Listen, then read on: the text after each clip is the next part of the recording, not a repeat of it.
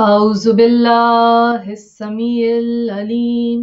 من الشيطان اللعين الرجيم بسم الله الرحمن الرحيم الحمد لله رب العالمين الصلاة والسلام على أشرف الأنبياء والمرسلين وعلى أهل بيته الطيبين الطاهرين المعصومين أما بعد فقد قال الله تعالى في كتابه المبين وهو أصدق الصادقين بسم الله الرحمن الرحيم ولا تحسبن الذين قتلوا في سبيل الله أمواتا بل أحياء عند ربهم يرزقون صدق اللہ العلی العظیم۔ معزز ناظرین، عزیزان گرامی، آج زیارت عاشورہ کے سلسلے کے دوسرے پروگرام میں ذکر لا زمان و مکان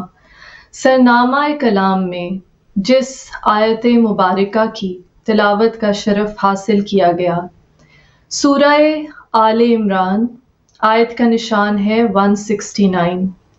ترجمہ ہے وَلَا تَحْسَبَنَّ الَّذِينَ، یعنی گمان بھی نہ کرو، کہا جو اللہ کی راہ میں مارے گئے، ہرگز انہیں مردہ خیال مت کرنا، ان کے بارے میں یہ گمان مت کرنا کہ وہ مردہ ہیں، بے شک بلا شبہ وہ اپنے رب کے پاس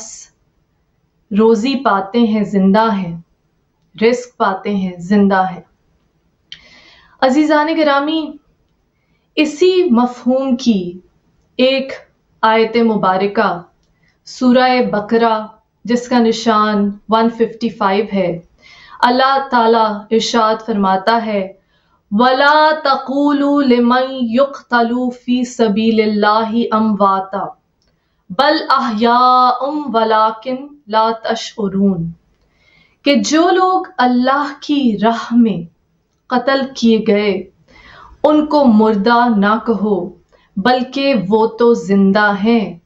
محض یہ کہ تم شعور نہیں رکھتے۔ عزیزان گرامی، پچھلی مرتبہ ہم نے زیارت عاشورہ کے بارے میں کچھ ذکر کیا، اور یہ وہ زیارت ہے عزیزان گرامی جو امام زمانہ امام مہدی آخر الزمان علیہ السلام کی سب سے محبوب زیارت ہے۔ پچھلی مرتبہ ہم نے کچھ نکات پہ غور و فکر کیا کہ کیوں یہ زیارت اس قدر مقبول ہے اللہ باری تعالیٰ کی نظر میں، اور کیوں یہ انسان کی کردار سازی میں، انسان کی روح کے شعور کو بلند کرنے میں اس کی مدد کرتی ہے۔ اس لیے عزیزان گرامی کہ یہ زیارت اگر ہم روز پڑھیں تو یہ اس تجدید عہد کو نمایاں کرتی ہے جس کے مطابق کلو یومن عاشورہ کلو ارضن کرب و بلا، کہ ہر دن بے شک عاشور کا دن ہے اور ہر کرۂ ارض کربلا کی سرزمین ہے۔ عزیزان گرامی، اس عنوان پر مزید بات کریں گے آج، اور اس کے ساتھ ساتھ یہ جائزہ بھی لیں گے کہ آخر یہ جو عبادات ہیں جن کے بارے میں ہم ذکر کرتے ہیں، جن کے بارے میں ہم سوچتے ہیں کہ یہ ہمارے نفس کے تزکیے میں ہماری مددگار و معاون ثابت ہوں گی، اور سفر آخرت، چونکہ ہمارا قیامت پر ایمان رکھنا اس بات کی شرط ہے، ایک شرط ہے قیامت پر ایمان، کہ ہم خود کو مسلمان کہلائیں، خود کو عقیدہ توحید سے وابستہ قرار پائیں۔ عزیزان گرامی، یہ جو دنیاوی عبادات ہیں، یہ در حقیقت بہت سے لوگ یہ سمجھتے ہیں کہ یہ عبادت کا رستہ ایک دنیا کا ایک مختلف رستہ ہے، دنیا کی ایک ایسی فیلڈ ہے، ایک ایسی ڈومین ہے کہ اگر آپ عبادات خدا میں مشغول ہو جائیں تو نعوذ باللہ شاید آپ دنیاوی معاملات میں اس قدر ترقی نہیں کر سکتے، اس قدر ایکسل نہیں کر سکتے جس طرح ایک شخص جس نے دنیا کو ہی اپنا الہ اور منتہائی مقصد بنا رکھا ہو۔ عزیزان گرامی، آج کے دور میں مسلمان امت جس مقام پہ کھڑی ہے اس سے یہ ظاہر ہوتا ہے کہ یہ عقیدہ، یہ بلیف، یہ جو ایک لوگوں کا کہ میں تاثر پایا جاتا ہے کہ اگر دین کی طرف چلے گئے تو دنیا سے جدا ہو گئے، یہ ظاہر کرتا ہے آج کی امت مسلمہ کی جو دنیا میں نہ صرف کہ بدنام ہے، بلکہ اگر حقیقتاً ہم خود حقیقت پسندی کا مظاہرہ کریں تو یہ ثابت ہوگا کہ امت مسلمہ سائنس کے میدان میں، ٹیکنالوجی کے میدان میں، موجودہ دور میں جو دوسرے علم ہیں، علم طب ہے، علم کیمیا ہے، بایولوجی ہے، کیمسٹری ہے، میڈیسن ہے، فزکس ہے، ایسٹرونومی ہے، خلا میں جانے کی بات ہو یا کوئی نئی ویکسین ایجاد کرنے کی بات ہو، مشینوں میں ترقی کرنے کی، مشینی طور پہ انسان ایوالو جتنی پروگریس کر رہا ہے، ان مشینوں کو بہتر سے بہتر بنانے کی کوشش کی جا رہی ہے، جس طرح کمپیوٹر چپس کی ٹیکنالوجی بڑھتی گئی، وقت کے ساتھ ساتھ بہت بڑے بڑے کمپیوٹرز تھے اور پھر ایک چھوٹی سی چپ، حتیٰ کہ سوئی کے نوک پہ ایک پروسیسر بنانے کی انسان نے حیثیت صلاحیت حاصل کر لی. تو آپ دیکھیے کہ مسلمان قوم جو ہے وہ اس وقت علم کے میدان میں، دنیاوی ترقی کے میدان میں کس قدر پیچھے رہ گئی. حالانکہ مسلمانوں کی آبادی اگر آپ اہل یہود سے، یہودیوں سے مقابلہ کریں تو بہت زیادہ ہے، اور ان میں سے بہت سے ایسے ہیں جو دنیا کے پیچھے دین کو ترک کر چکے ہیں اور یہ بلیف رکھتے ہیں، یہ ایمان رکھتے ہیں، یہ سمجھتے ہیں کہ اگر ہم دینی طور پہ بہت آگے نکل گئے، ہم نے عبادات کو اپنا معمول بنا لیا روزمرہ زندگی میں، تو شاید ہم علم کے حصول میں دنیاوی جو فائدہ پہنچانے والے کاروبار ہیں، نوکریاں ہیں، ملازمتیں ہیں، کارپوریٹ سیکٹر میں ترقی ہے، وہ ہم حاصل نہیں کر سکیں گے. اس کے باوجود آپ دیکھیے کہ ایسا کیوں ہے کہ بہت کم مسلمان، بلکہ نہ ہونے کے برابر ہیں، کہ جو ان شعبوں میں، جو جدید سائنس میں اپنا نام اس وقت پیدا کر رہے ہیں. تو اس سے یہ ظاہر ہوتا ہے کہ ہم نے کہیں نہ کہیں کوئی غلطی کی ہے سمجھنے میں، اور وہ غلطی یہی ہے عزیزان گرامی کہ ہم نے دین اور دنیا کو الگ الگ کر دیا. ہم نے یہ سمجھا کہ اگر کوئی شخص دن رات نمازیں پڑھ رہا ہے، اگر کوئی شخص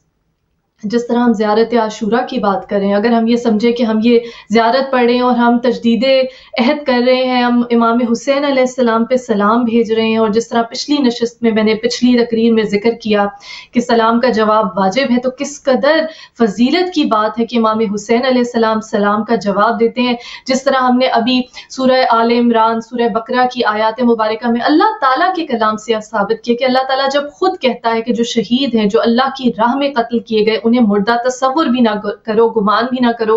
بلکہ یہاں تک کہ وہ اللہ کی جناب سے رزق پاتے ہیں. تو عزیزان گرامی تصور کیجئے کہ جو شہید انسانیت ہے، جو سب سے عظیم شہادت کا نذرانہ اللہ تعالیٰ کی راہ میں، اللہ تعالیٰ کی توحید کو ثابت کرنے کے لیے، اور ہم جیسے بعد میں آنے والوں کے لیے جو قیامت تک اللہ تعالیٰ کے سیدھے راستے کو، اللہ تعالیٰ کی سبیل کو، اللہ تعالیٰ کے صراط مستقیم کو واضح اور روشن کر گئے اپنے خون کے ذریعے. جب ہم ان کو سلام بھیجتے ہیں، چونکہ قرآن کے مطابق وہ زندہ ہیں، رزق پاتے ہیں، اور ان سے بہترین رزق کس کا ہوگا کہ جنہوں نے دنیا میں بھی صرف دنیا طلبی نہیں کی، بلکہ لوگوں کی فلاح، لوگوں کی بہتری کی کوشش کی. اور جب ہم لوگوں کی فلاح کی بات کرتے ہیں عزیزان گرامی، تو اس میں یہ سائنس، ٹیکنالوجی، ہر طرح کا علم، دیکھیے ایک مریض کو شفا ایک سائنس کی نئی ٹیکنالوجی دے سکتی ہے، یہ بھی اللہ تعالیٰ کی راہ میں ایک عبادت ہے. اور یہ مسلمان جو ہے بدقسمتی سے آج کا مسلمان یہ بھول چکا ہے کہ رسول صلی اللہ علیہ وآلہ وسلم نے کہا کہ علم حاصل کرو خواہ تمہیں چین ہی جانا پڑے. تو ہم نے اب یہ جو اتنی بڑی خلیج پیدا ہو گئی ہے، جو اتنا بڑا خلا پیدا ہو گیا ہے، جو اتنی بڑی مس انڈرسٹینڈنگ پیدا ہو گئی ہماری مسلمان امت میں، اور خاص طور پہ نئے آنے والے نئی نسل کے جو نوجوان ہیں، جو لوگ سائنس اور ٹیکنالوجی میں ترقی کرنا چاہتے ہیں، جو دنیا میں اپنا مقام پیدا کرنا چاہتے ہیں، ان کے سامنے اس غلط فہمی کو دور کرنا بہت ضروری ہے کہ اگر ہم عبادات خدا میں مشغول ہو جائیں گے تو دنیا ہم سے چھوٹ جائے گی. عزیزان گرامی، یہ جتنی بھی عبادات ہیں، ان کے پیچھے ایک فلسفی ہے، ان کے پیچھے ایک مقصد ہے، ان کا ایک پرپس ہے جو آپ کو زندگی میں بھی مدد دیتا ہے. صرف اس قیامت پہ جس پہ یقین رکھنا ہمارا فرض ہے ایک مسلمان کی حیثیت سے، صرف اس پر ایمان نہیں، بلکہ یہ جو عبادات ہیں، جس طرح سیدۃ النساء العالمین بی بی فاطمہ الزہرا سلام اللہ علیہ نے اپنے خطبہ فدق میں ارشاد فرمایا، میری بی بی نے فرمایا کہ نماز تمہارے دل سے تکبر کی گندگی کو دور کرتی ہے۔ بی بی نے کہا کہ نماز تم پہ اس لیے فرض کی گئی کہ یہ تمہارے دل سے تکبر کی گندگی کو دور کرتی ہے۔ عزیزان گرامی، دیکھیے یہ تکبر کو دور کرنا یہ تزکیہ نفس ہے۔ نماز صرف اس لیے فرض نہیں کر دی گئی کہ آپ اپنے دن کے چند مخصوص لمحات کو خدا کے سامنے جھک کر صرف کریں، بلکہ اس کے پیچھے ایک مقصد ہے۔ جس طرح مولا علی علیہ السلام نے فرمایا کہ جو عبادت تمہیں غرور میں مبتلا کر دے اس سے بہتر وہ گناہ ہے کہ جو تمہیں شرمندہ کر دے۔ تو سمجھیے، فلسفے کو سمجھیے، اور یہ سمجھنے کے لیے علم اور عقل کا استعمال ضروری ہے۔ بی بی فاطمہ الزہرا سلام اللہ علیہ جس طرح فرماتی ہیں کہ نماز تم پر اس لیے فرض کی گئی کہ تمہارے دل سے تکبر کی گندگی کو دور کر دے۔ عزیزان گرامی، اس کا مطلب ہے کہ نماز کی اصل روح جو ہے، نماز کا اصل مقصد، نماز کا اصل پرپس ہمیں اس وقت حاصل ہوگا کہ جب یہ ہمارے دل سے تکبر کی گندگی کو دور کر دے۔ پھر بی بی فاطمہ الزہرا سلام اللہ علیہ نے اپنے خطبہ فدق میں ہی فرمایا کہ دیکھو زکوٰۃ کو تم پر اس لیے واجب کیا گیا کہ تمہارا تزکیہ نفس ہو سکے۔ عزیزان گرامی، یہ اسلام کا سوشل اکنامک جسٹس سسٹم ہے، اور قرآن حکیم نے کہا کہ دیکھو جن کو اپنی ضرورت سے زیادہ دے دیا گیا ہے تو تم اس کو جو ضرورت مند ہے ان میں لوٹاتے کیوں نہیں؟ یہ نہیں کہا کہ دیتے کیوں نہیں اپنے حصے کا، کہا لوٹاتے کیوں نہیں۔ اس کا مطلب ہے کہ جن لوگوں کو زیادہ دیا گیا ہے ان کو ان کا حصہ بھی دے دیا گیا ہے کہ جن کے پاس کم ہے۔ تو میری بیوی نے جس طرح کہا تمہارے نفس کا تزکیہ، نفس کا تزکیہ۔ تو عزیزان گرامی ذرا غور کیجئے کہ جتنی بھی عبادات ہیں جو شرعی احکامات ہیں یا مستحب عبادات ہیں جو ہم اللہ تعالیٰ کی خوشنودی کے لیے کرتے ہیں، یہ مت سمجھیے کہ صرف اور صرف وہ ہمیں فشار قبر سے محفوظ رکھیں گی، بلکہ یہ یاد رکھیے کہ اس دنیا میں بھی وہ ہمارے لیے راستہ دکھانے کے لیے روشنی ثابت ہوں گی۔ قرآن حکیم میں جس طرح میں نے بارہا پچھلی نشستوں میں عرض کیا، بارہا اللہ تعالیٰ نے تلقین کی، تاکید کی کہ یہ لوگ قرآن میں غور و فکر کیوں نہیں کرتے، تدبر کیوں نہیں کرتے، تفکر کیوں نہیں کرتے، اور بارہا آواز دی کہ کیا ان کے دلوں پر قفل پڑے ہوئے ہیں، کیا تمہارے دلوں پر قفل پڑ گئے ہیں کہ تم اس قرآن میں تدبر نہیں کرتے، تم اس قرآن میں تفکر نہیں کرتے۔ عزیزان گرامی، یہ قرآن حکیم وہ معجزہ الہی ہے کہ اس کی تلاوت محض ہم نے اس کو ایک جزدان میں رکھ کر ایک بہت ہی ہولی کتاب سمجھ کر، ایک ایسی چیز سمجھ کر کہ جو ہمارے لیے صرف ایک ثواب اور برکت کا باعث بے شک ہے، بلا شبہ ہے، لیکن یہ ہمارے لیے مشعل راہ ہونی چاہیے۔ ہمارے نوجوان مسلمانوں کے لیے یہ وہ مینول ہونا چاہیے کہ جس کی روشنی میں، جس کی انسٹرکشنز کے مطابق وہ اپنی زندگی کو، اپنی ڈے ٹو ڈے لائف کو گزار سکیں، اپنی زندگی کے معاملات کو انجام دے سکیں۔ تو یہ جو دین اور دنیا کے بیچ میں ایک خلیج پیدا کر دی گئی ہے، بدقسمتی سے ان لوگوں کے ہاتھوں، بدقسمتی سے کہ جنہوں نے مذہب کو اپنے فائدے کے لیے استعمال کیا۔ میں نے بارہا تقاریر میں، مجالس میں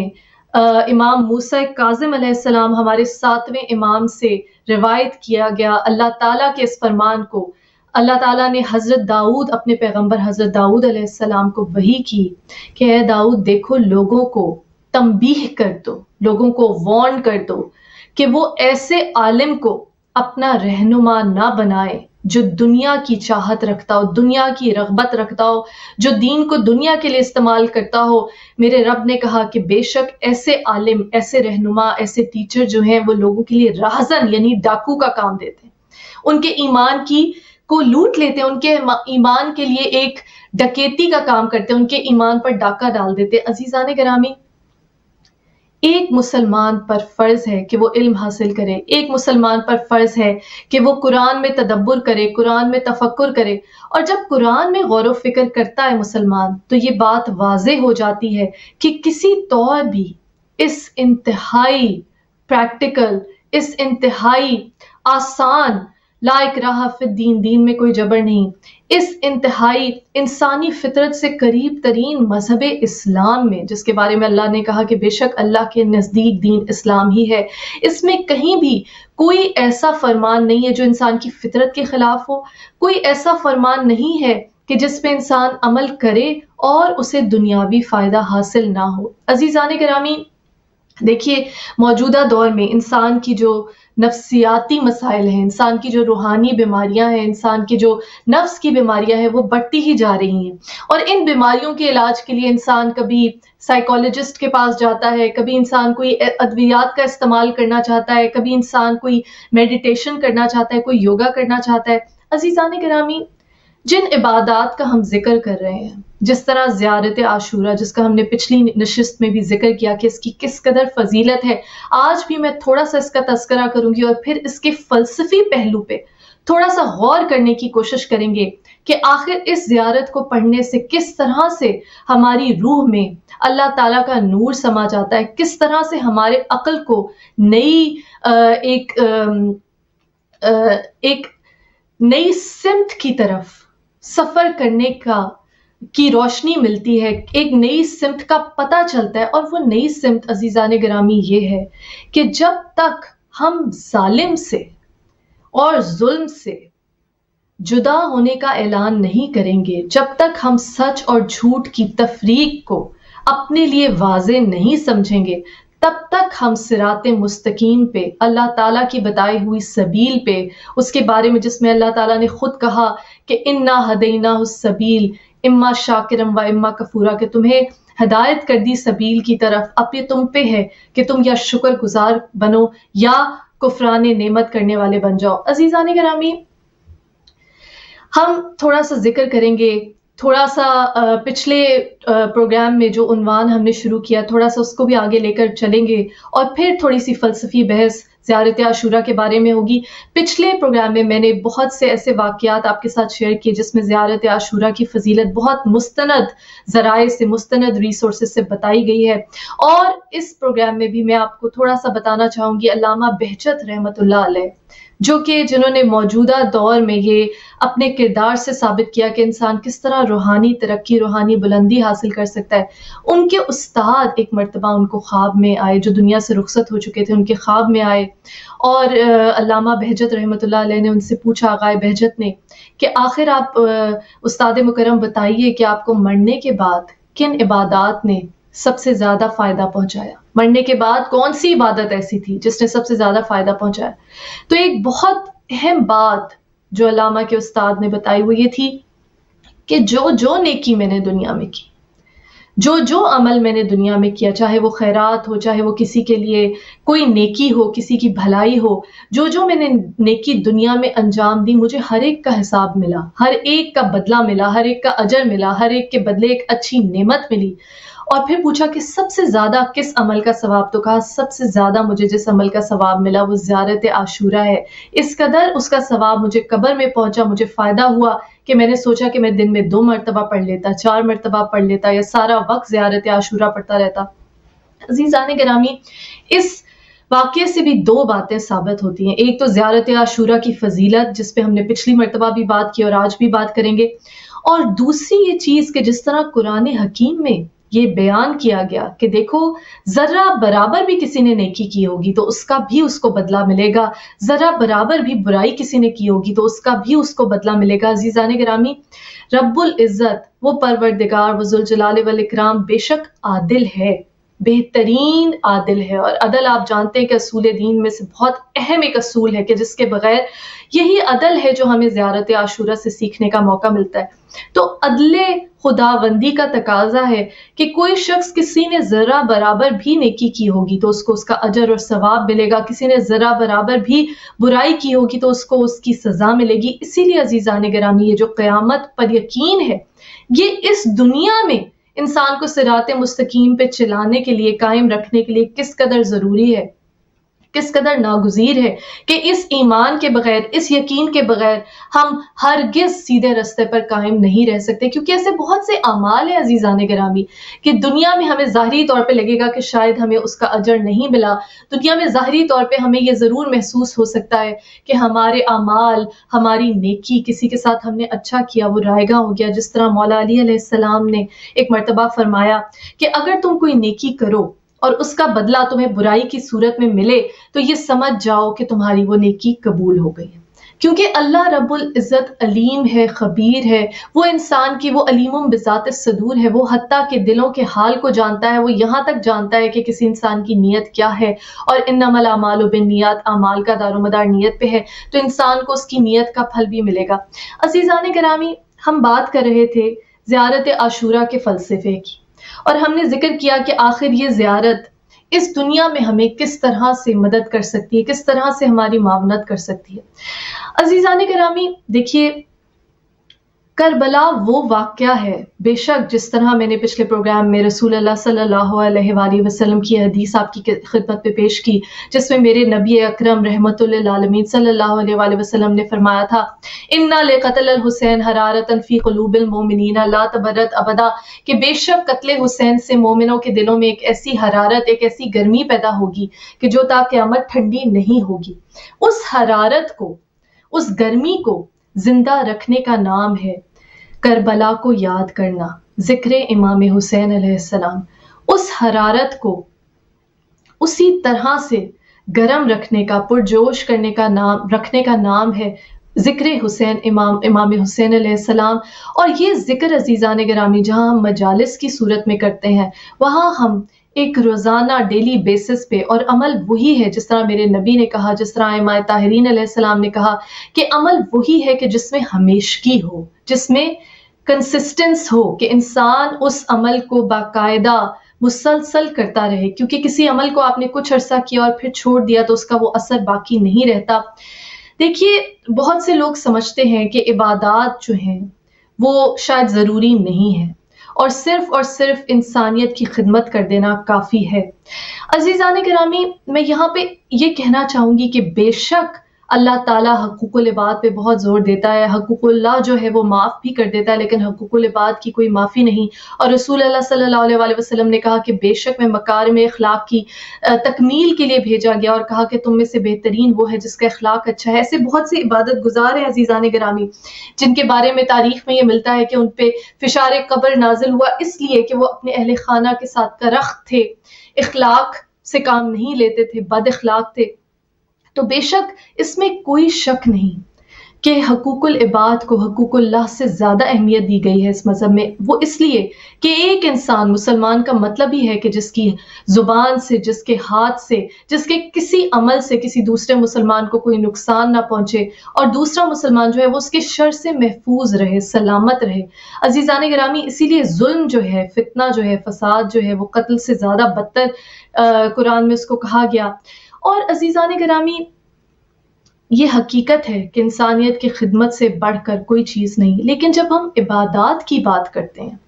تو یہ انسان کے نفس کے تزکیے کے لیے ضروری ہے۔ جس طرح میں نے بی بی فاطمہ الزہرا سلام اللہ علیہ کی خطبہ فدق سے یہ الفاظ کہ نماز اس لیے فرض کی گئی کہ تمہارے دل سے تکبر کی گندگی کو نکال دے، زکوٰۃ اس لیے فرض کی گئی کہ تمہارا تزکیہ نفس ہو سکے۔ عزیزان گرامی، یہ عبادات جو ہیں یہ انسان کو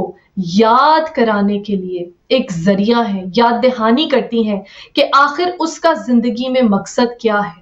آخر وہ دنیا میں جو اعمال انجام دے رہا ہے اس میں کس حد تک اللہ تعالیٰ کی محبت، جس طرح ہم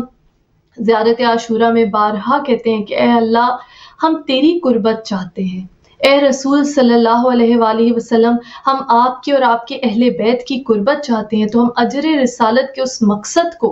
پورا کرنے کی، اس اجر کو پورا کرنے کی کوشش کرتے ہیں جو اجر رسالت کے بارے میں قرآن حکیم نے کہا کہ اے نبی کہہ دیجئے کہ میں تم سے اپنی رسالت کے کام کا کچھ اجر نہیں مانگتا مگر یہ مودت ذی القربیٰ کہ میرے اقربا سے مودت کرو۔ عزیزان گرامی، جب ہم اہل بیت علیہ السلام سے محبت کی تجدید کرتے ہیں، تجدید عہد کرتے ہیں، زیارت عاشورہ میں اہل بیت علیہ السلام کے دشمنوں پر لعنت بھیجتے ہیں، تو بے شک ہم اپنے نفس کو، ہم اپنی عقل کو، ہم اپنے آپ کو یہ یاد کرواتے ہیں کہ ظلم اور عدل میں کیا فرق ہے۔ ہم اپنے آپ کو یہ یاد دہانی کراتے ہیں کہ حق اور باطل میں کیا فرق ہے۔ سب سے بڑھ کر عزیزان گرامی کہ جب آپ سلام بھیجتے ہیں یا ابا عبداللہ الحسین علیہ السلام پہ، جب ہم سلام بھیجتے ہیں علی ابن الحسین علیہ السلام پہ، تو ہم وہ تمام مصائب یاد کرتے ہیں جو امام زین العابدین علیہ السلام پر ٹوٹے، اور پھر ہم دیکھتے ہیں کہ کس طرح اس کے باوجود ہمارے ائمہ امام زین العابدین علیہ السلام کس طرح اس پورا شوب سفر شام کے باوجود میرے مولا نے کوئی نماز ترک نہیں کی، کوئی نماز قضا نہیں کی. کس طرح میرے مولا نے ان حالات سے گزرنے کے بعد جب ایک شامی آپ کے پاس آتا ہے اور آپ کو کھڑے ہو کر گالیاں دیتا جاتا ہے تو میرے مولا ایک مرتبہ خاموشی سے سنتے رہتے ہیں، اور وہ جب گالیاں دے دے کر تھک جاتا ہے تو ایک مرتبہ کہتا ہے کہ میں حیران ہو گیا کہ میں نے آپ کو اس قدر گالیاں دی اور آپ نے مجھے اس کا کوئی جواب نہیں دیا. تو میرے مولا نے کہا کہ جب تو مجھے گالیاں دے رہا تھا تو میں تیرے حق میں دعائیں کر رہا تھا. عزیزان گرامی، اخلاق کی انتہا کو ہم بار بار سلام کرتے ہیں. ہم ان سجدوں کو سلام کرتے ہیں جو اس ظلم کے باوجود کہ امام زین العابدین علیہ السلام شام کے اس قافلے میں ہیں کہ جس کے ساتھ بیبیاں اہل بیت علیہ السلام کے حرم کی وہ مقدرات، وہ مخدومائیں، بی بی زینب علیہ السلام، بی بی سکینہ علیہ السلام، بی بی ام کلثوم علیہ السلام، بے پردہ میں بے مکنا و چادر قیدی بنا کر ہاتھوں کو رسیوں سے باندھ کر ساتھ ساتھ سفر کرایا جاتا ہے. امام زین العابدین علیہ السلام کے ساتھ اپنے بھائی حضرت علی اکبر علیہ السلام کا سر نیزے پر بلند ہے، جناب علی اصغر علیہ السلام کا سر نیزے پر بلند ہے، کہ جن کو بی بی رباب علیہ السلام کو ایک تسلی تھی، تسکین تھی کہ امام حسین علیہ السلام نے اپنے ہاتھوں سے قبر بنائی. لیکن ان ملعون، ان یزیدیوں نے اس ننھے شہید کو بھی کربلا کی ریت سے اس کے جسد مبارک کو نکال کے سر تن سے جدا کر دیا. جب ہم زیارت عاشورہ پڑھتے ہیں عزیزان گرامی تو ہم تجدید وفا کرتے ہیں، تجدید عہد کرتے ہیں کہ ہم کربلا کو نہیں بھولے، ہم کربلا کو نہیں بھولے. ہم بارہا امام حسین علیہ السلام کے دشمنوں پر لعنت کرتے ہیں. اور آپ دیکھیے کہ یہ بہت ضروری ہے آج کل کے دور میں، جبکہ اسلام کا چہرہ مسخ ہو چکا ہے، جبکہ یزید ملعون جس نے تشت میں امام حسین علیہ السلام کے سر مبارک کو سامنے رکھ کے بے حرمتی کی، دندان مبارک پہ اپنی چھڑی پھیرتا رہا وہ ملعون، اور بی بی زینب علیہ السلام سامنے قیدی کی طرح کھڑی ہیں اور مولا علی علیہ السلام کے لہجے میں گفتگو کرتی ہیں. ہم اس تمام واقعے کو جب یاد کرتے ہیں، روزانہ اپنا معمول بناتے ہیں کہ ہم امام حسین علیہ السلام پر سلام بھیجیں، تو یہ تمام واقعات عزیزان گرامی ہماری نظر سے گزرتے ہیں. امام حسین علیہ السلام کا وہ جملہ حل من ناصر ینصرنا جو آپ نے قیامت تک لوگوں کو صدا دی ہے، کوئی میری آواز پہ لبیک کہنے والا، فی زمانہ آپ دیکھیے کس قدر ضروری ہوتا جا رہا ہے، کیونکہ یزید ملعون کو لوگ علیہ السلام کہنا شروع ہو گئے، کیونکہ ایسی احادیث گھڑ لی گئیں. جس طرح میں نے شروع میں امام موسیٰ کاظم علیہ السلام سے روایت کی گئی اللہ تعالیٰ کی وہ حدیث قدسی جس میں اللہ تعالیٰ نے حضرت داؤد علیہ السلام سے فرمایا کہ ایسے عالم کو، ایسے جو دعویٰ کرتا ہے دین کا علمدار ہونے کا لیکن دنیا کی رغبت میں دین کو استعمال کرتا ہے، اس کو اپنا ہادی نہ بناؤ کیونکہ یہ راہزن ہے. عزیزان گرامی، رسول اللہ صلی اللہ علیہ وآلہ وسلم کے دنیا سے ظاہری رخصت کے بعد اقتدار کو الہ بنا لیا گیا، اقتدار کو اپنا مرہون منت بنا لیا گیا. اقتدار کے الہ کی پرستش کرتے ہوئے لوگوں نے دنیاوی اقتدار کو حاصل کرنے کے لیے مذہب کو استعمال کیا.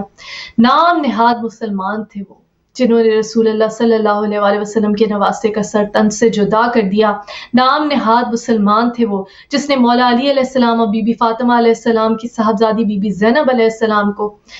اس طرح گواہ بنا دیا اپنے بھائی کی شہادت کا کہ کن خنجر سے بی بی نے خود دیکھا امام حسین علیہ السلام کو شہید ہوتے ہوئے. عزیزان گرامی، جب یہ کربلا کا واقعہ ہم بارہا یاد کرتے ہیں، اس میں کوئی شک نہیں کہ ہم رکت کرتے ہیں، ہم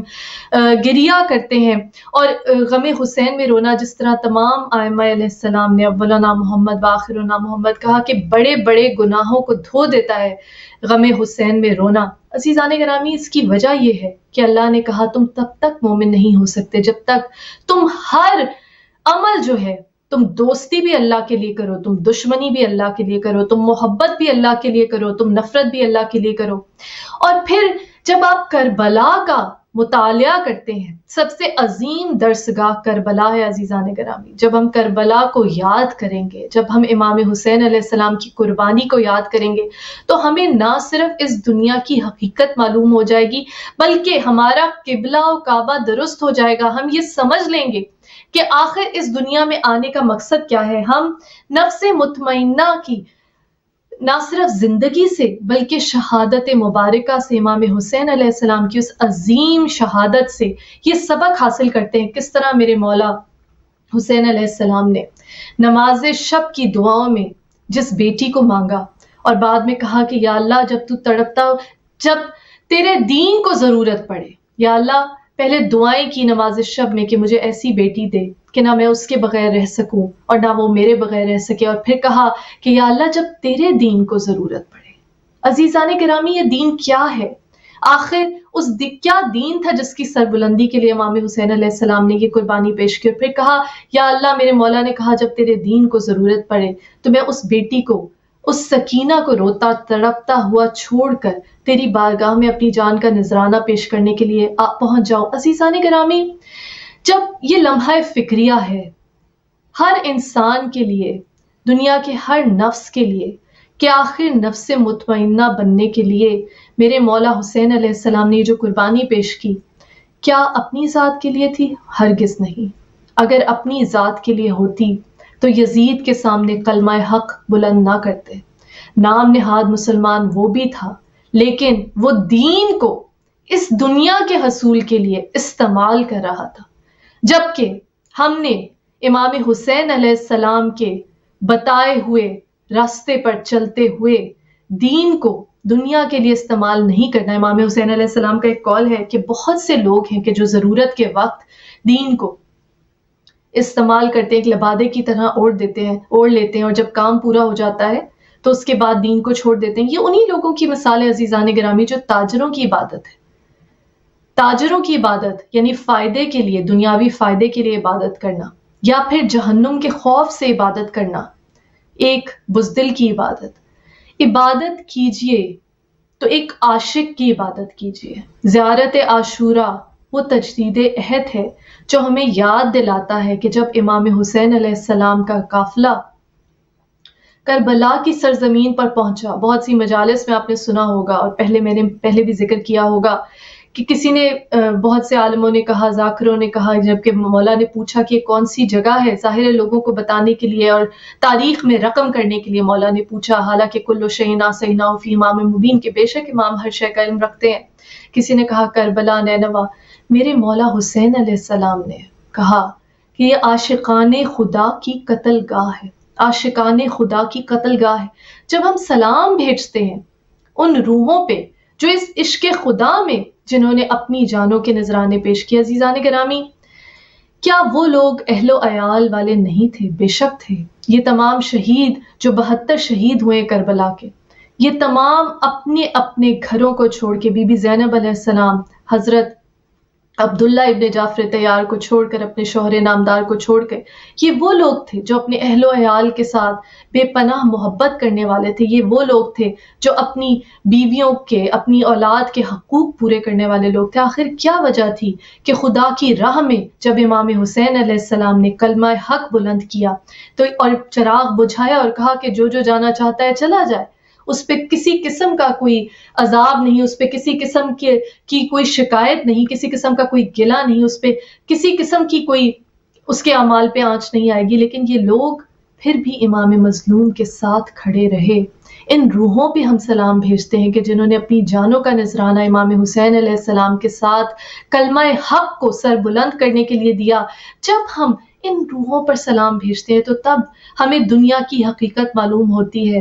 اور پھر پتہ چلتا ہے یہ مال و دولت دنیا، یہ رشتہ و پیوند، بتان وہم و گما، لا الہ الا اللہ، کہ جب لا الہ الا اللہ پڑھنا ہے تو پھر خدا سے عشق کرنا پڑے گا۔ جب اگر ایمان، اس عقیدے پر ایمان رکھنا ہے کہ بے شک خدا کے سوا کوئی الہ نہیں، تو پھر اپنے اہل و عیال، اپنے گھر والوں، اپنے تمام دنیاوی رشتوں، اپنی تمام دنیاوی بیلونگنگز، پوزیشنز، مال و دولت، ان سب کو پس پشت ڈال کر صرف قبلہ و کعبہ اللہ تعالیٰ کی ذات کو بنانا ہے، اور اس کے لیے شرط ہے کہ سچ کی راہ میں، حق کی راہ میں کسی قسم کی قربانی سے اجتناب نہ کیا جائے۔ میری بی بی زینب علیہ السلام نے حق کی راہ میں اپنے بیٹے اون محمد علیہ السلام کو قربان کیا، اپنے گود کے پالے شہزادہ علی اکبر علیہ السلام کو قربان کیا، ان کے سر نیزوں پہ ساتھ ساتھ چلتے ہیں، لیکن حرف شکایت میری بی بی کی زبان سے نہیں نکلا، بلکہ بی بی سے جب پوچھا کہ آپ نے کربلا میں کیا دیکھا تو کہا کہ بے شک میں نے تو صرف خدا کے حسن کو دیکھا ہے۔ عزیزان گرامی، یہ تزکیہ نفس جو ہے، در حقیقت ہم جتنی بھی عبادات کرتے ہیں، ہم جتنا بھی ذکر خداوندی کرتے ہیں، ہم جتنی بھی قرآن حکیم کی تلاوت کرتے ہیں، جتنی بھی ہم زیارت عاشورہ اور تجدید وفا کے لیے تجدید عہد کرتے ہیں کربلا کے شہیدوں کے لیے، اس کا مقصد کیا ہے؟ اس کے پیچھے فلسفہ کیا ہے؟ اس کے پیچھے فلسفہ یہ ہے کہ جس طرح قرآن حکیم نے بارہا اعلان کیا، قد جاء الحق وزهق الباطل، کہ بے شک حق آ گیا اور باطل چلا، سچ اور جھوٹ کے بیچ میں تفریق تمیز کرنے کی ضرورت ہے ایک مسلمان کو، اور زندگی کی ہر گھڑی میں، ہر لمحے میں آپ کے سامنے ایک چوائس ہوگی، ایک فیصلہ کرنا ہے کہ آپ کا جو عمل ہے، جو آپ اس وقت عمل انجام دینے جا رہے ہیں، کیا وہ اپنی ذات کو الہ بنا کر، کیا وہ دنیا کی کسی چیز کی محبت میں، چاہے وہ اقتدار کی کرسی ہو، چاہے وہ دنیاوی دولت ہو، چاہے وہ دنیاوی رشتے ہوں، چاہے لوگوں کے سامنے اپنی ذات کو اچھا ثابت کرنے کی بات ہو، عزیزان گرامی یہ سوال بارہا اٹھے گا کہ آخر یہ جو کام کرنے جا رہے ہیں، یہ جو عمل انجام دے رہے ہیں، جو الفاظ آپ کی زبان سے نکل رہے ہیں، اس کے پیچھے مقصد کیا ہے؟ کیا عشق الہی مقصد ہے؟ جہاں عشق الہی آ جائے وہاں انسان کی ذات ختم ہو جاتی ہے۔ لا الہ الا اللہ کہنے کے لیے پہلے لا الہ، تمام الہ کو لا کرنا پڑتا ہے، تمام معبودوں کو لا کرنا پڑتا ہے، اور اس میں اپنی ذات کا بت بھی شامل ہے۔ تو سب سے پہلے جو محبت اپنی جان سے ہے، جو محبت اپنی ذات کی سربلندی کے مقصد کے ساتھ انسان کو ہو جاتی، خود پرستی جس کو ہم کہتے ہیں، سب سے پہلے اس چیز کی نفی کرنا ضروری ہے، کیونکہ اگر اس دنیا کی جو دنیاوی پوزیشنز ہیں، دنیاوی بلونگنگز ہیں، اس دنیا میں انسان کے پاس جو ملکیت ہے، اگر انسان اس کی حفاظت کو اپنا منتہائی مقصد سمجھے، اپنا بنیادی مقصد سمجھے، تو پھر کیوں کر وہ اللہ تعالیٰ کی راہ میں جد و جہد کر سکتا ہے؟ ہاں، اگر آپ دنیا کے حصول کو بھی اللہ تعالیٰ کی خوشنودی کا ایک ذریعہ سمجھیں، جس طرح امام معصوم علیہ السلام نے کہا کہ رزق حلال کمانے سے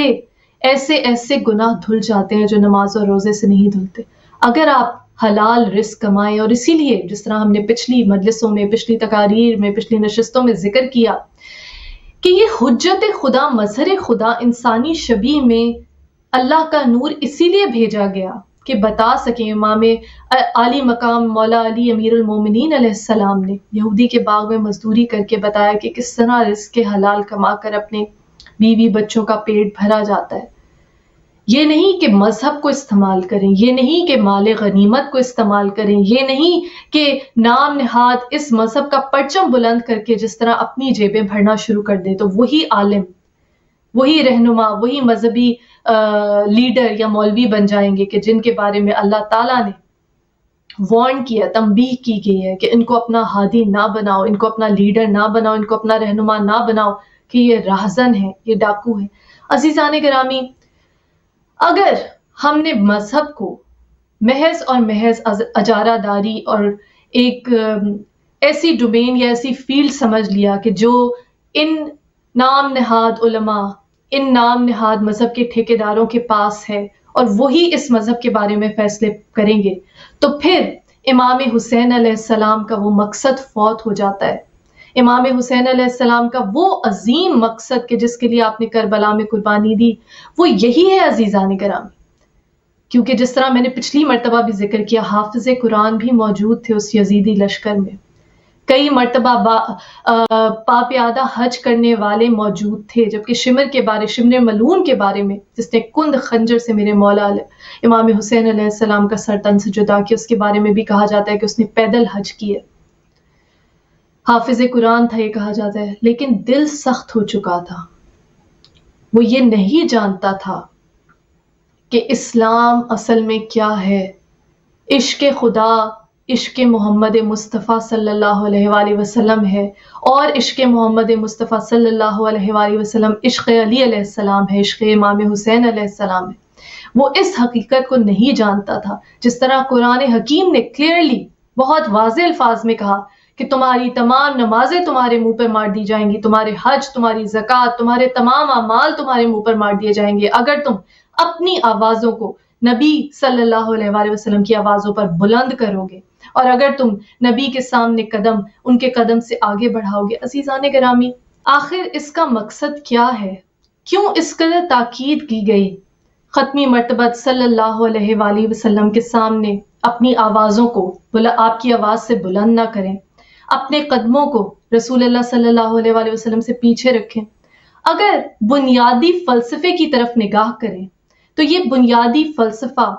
رسول اللہ صلی اللہ علیہ وآلہ وسلم سے محبت کا ہی نہیں، بے شک آپ اللہ تعالیٰ کی محبوب ترین ہستی ہیں، اور اللہ تعالیٰ کس محبت سے اپنے نبی کو قرآن میں جب بھی پکارتا ہے یا ایھا المزمل کہہ کے، یا طٰہٰ یا یاسین۔ عزیزان گرامی، در حقیقت یہ اللہ تعالیٰ کی انسان سے محبت ہے،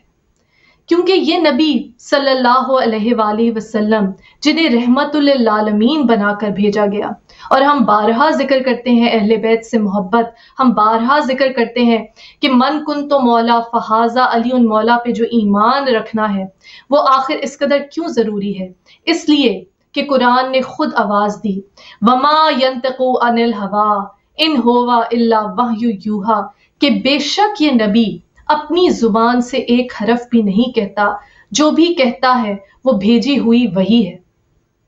عزیزان گرامی، اگر رسول صلی اللہ علیہ وآلہ وسلم کی مبارک زبان سے من کنت مولا فہذا علی مولا کے الفاظ نکلے تو اس لیے کہ وہ اللہ تعالیٰ کی طرف سے تھے، جس طرح قرآن نے خود کہا بلغ، اگر آپ نے یہ پیغام نہ پہنچایا تو گویا اللہ کا کوئی پیغام نہ پہنچایا۔ اور میری بی بی فاطمہ تو زہرا سلام اللہ علیہ سیدۃ النساء العالمین نے جب خطبہ فدق میں ایک مرتبہ تمام عبادات کا بی بی نے ذکر کیا کہ کس لیے تم پہ نماز فرض کی گئی، اس لیے تاکہ تمہارے دل سے تکبر کی غلاظت کو دور کرے، زکوٰۃ اس لیے فرض کی گئی کہ تمہارے نفس کا تزکیہ کرے، وہیں میری بی بی نے یہ کہا کہ امامت پر ایمان، ولایت پر ایمان اس لیے تم پر واجب کیا گیا تاکہ تم اللہ کی رسی کو مضبوطی سے تھام لو اور اپنے رستے سے صراط مستقیم سے نہ بھٹک جاؤ۔ عزیزان گرامی، یہ جو فتح ہے بی بی سکینہ علیہ السلام کی، میری بی بی نے اتنی صعوبتیں اٹھائیں، اور علی ولی اللہ کی صدا آج بھی بی بی کے روضہ مبارک سے بلند ہوتی ہے، تو یہ فتح ہے سچ کی جھوٹ پر، یہ فتح ہے حسینیت کی یزیدیت کے اوپر، یہ فتح ہے توحید کی شرک و کفر کے اوپر۔ اور عزیزان گرامی، اللہ تعالیٰ اگر اپنی نعمت کو تمام کرتا ہے، اللہ تعالیٰ اگر کہتا ہے کہ آج دین کو تمہارے لیے مکمل کر دیا، نعمت کو تمہارے لیے تمام کر دیا، تو اللہ تعالیٰ جو انسان سے 70 ماؤں سے بڑھ کر محبت کرتا ہے، وہ یہ چاہتا ہے کہ انسان کو جس مقصد کے لیے اس دنیا میں بھیجا، وہ مقصد عزیزان گرامی صرف عبادت خداوندی،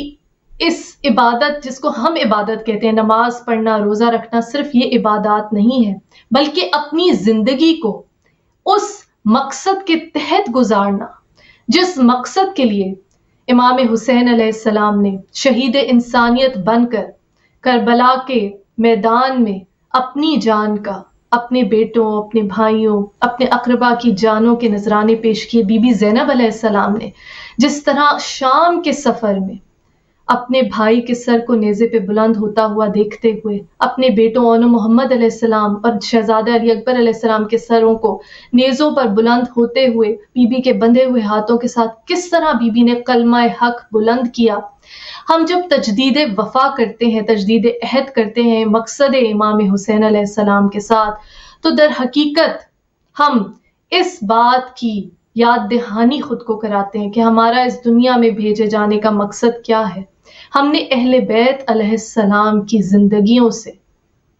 گائیڈنس حاصل کرنی ہے، رہنمائی حاصل کرنی ہے۔ اس روشنی کو نہ صرف اپنی زندگی میں، اپنے کردار میں، اپنے روزمرہ کے معمولات میں شامل کرنا ہے، بلکہ اس روشنی کو بانٹنا ہے، بڑھانا ہے، پھیلانا ہے،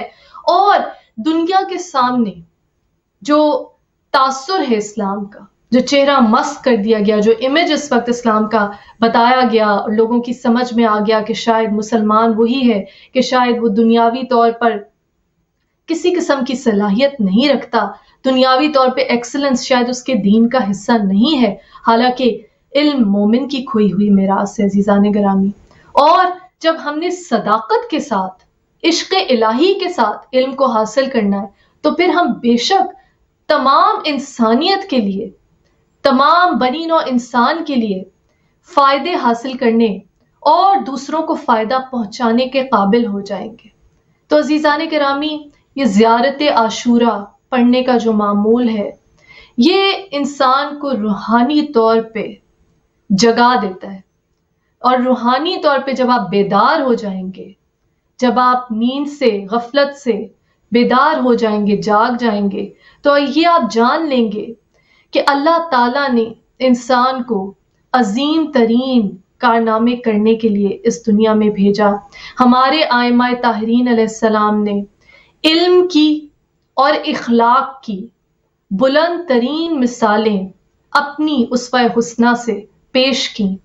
اور ہمارا یہ فرض ہے کہ جب ہم کربلا کی درسگاہ سے علم حاصل کرتے ہیں تو پھر اس علم کو پہلے عمل کے ذریعے اپنی زندگیوں میں دکھائیں، لوگوں کو بتلا سکیں کہ ایک باکردار مسلمان کیا ہوتا ہے۔ وہ دنیاوی علم بھی رکھتا ہے، وہ انسانیت کا جذبہ بھی رکھتا ہے، جس طرح میری بی بی فاطمہ الزہرا سیدۃ النساء العالمین علیہ السلام نے جب خطبہ فدق میں مولا علی علیہ السلام کی، اپنے شوہر نامدار کی تعریف کی تو یہ فرمایا کہ ابو الحسن مولا علی علیہ السلام کو دنیا سے اتنی ہی رغبت ہے کہ کسی بھوکے کی بھوک مٹا دیں، کسی پیاسے کی پیاس بجھا دیں، مظہر خدا جو دنیا میں بھیجا، مشعل راہ بنا کر بھیجا۔ تو ہمارا فرض ہے کہ ہم خود کو شیعان حیدر کرار جب کہتے ہیں، جس طرح امام جعفر صادق علیہ السلام چھٹے امام نے کہا کہ اگر ہمارے شیعہ کہلاتے ہو تو اپنے اعمال کو ایسا کرو کہ ہمارے لیے باعث فخر ہو، نہ کہ ہمارے لیے باعث ندامت۔ تو ہمیں سبق پڑھنا ہے، سبق پھر پڑھ، صداقت کا، شجاعت کا، امانت کا، لیا جائے گا تجھ سے کام دنیا کی امامت کا۔ عزیزان گرامی، ہم مسلمان ہوتے ہوئے اہل بیت علیہ السلام کے عاشق ہونے کا دعویٰ کرتے ہیں، تو ہم پہ فرض ہے کہ ہم ائمہ طاہرین علیہ السلام کی، اہل بیت علیہ السلام کی مبارک پر نور روشن زندگیوں سے سبق حاصل کریں، ان اسباق کو اپنی زندگیوں میں اس طرح سے شامل کریں کہ ہم دوسرے انسانوں کے لیے مشعل راہ بن سکیں، اور وہ دن آ سکے کہ جب ہر قوم یہ پکارے کہ ہمارے ہیں حسین۔ اللہ آپ کو کوئی غم نہ دے سوائے غم حسین کے، یا اللہ شبیر کا غم بانٹ رہا ہے تو ادھر دے۔